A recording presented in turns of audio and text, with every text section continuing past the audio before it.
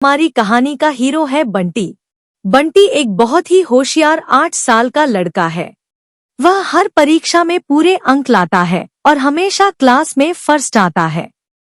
बंटी को क्रिकेट बहुत पसंद है, लेकिन उसकी माँ उसे कभी क्रिकेट खेलने नहीं भेजती, क्योंकि उन्हें लगता है कि खेलों में पढ़ने से पढ़ाई से ध्यान हट जाएगा। एक दिन रविवार होने की वजह से छुट्टी थी। बंटी के घर के पास रहने वाले उसके दोस्त क्रिकेट खेल रहे थे। वे बंटी को भी खेलने के लिए बुलाने उसके घर आए और बोले, अरे बंटी, हम ग्राउंड में क्रिकेट खेल रहे हैं, क्या तुम भी हमारे साथ आओगे? अब बंटी बोला, रुको, मैं अपनी माँ से पूछ कर आता हूँ। यह कहकर वह दौड़ते हुए अपनी माँ के पास गया। जब वह अंदर गया तो देखा कि उसकी माँ किताबें लेकर उसे पढ़ाने के लिए बैठी हुई थी। यह देखकर बंटी मन ही मन सोचने लगा, सुबह ही तो पढ़ाया था, फिर से किताबें लेकर बैठ गई हैं। लगता है आज भी क्रिकेट नहीं खेल पाऊंगा।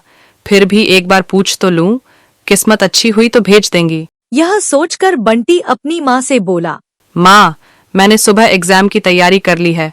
अब मेरे दोस्त आए हैं, क्या आप मुझे क्रिकेट खेलने भेजेंगी? लेकिन माँ ने कहा, नहीं, क्रिकेट व्रिकेट कुछ नहीं।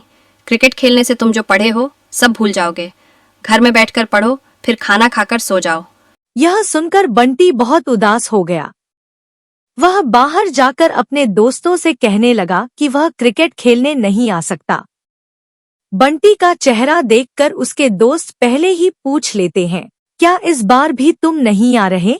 तब बंटी दुखी मन से बोला, तुम तो जानते ही हो मेरी जिंदगी कैसी है, तुम लोग एंजॉय करो। इतना कहकर वह घर के अंदर चला गया और माँ के कहे अनुसार पढ़ाई करने लगा। हमेशा की तरह वह परीक्षाएं बहुत अच्छे से लिखता है। कुछ दिनों बाद एक दिन बंटी के स्कूल में बच्चों और उनके माता पिता के लिए गेट टुगेदर पार्टी रखी गई।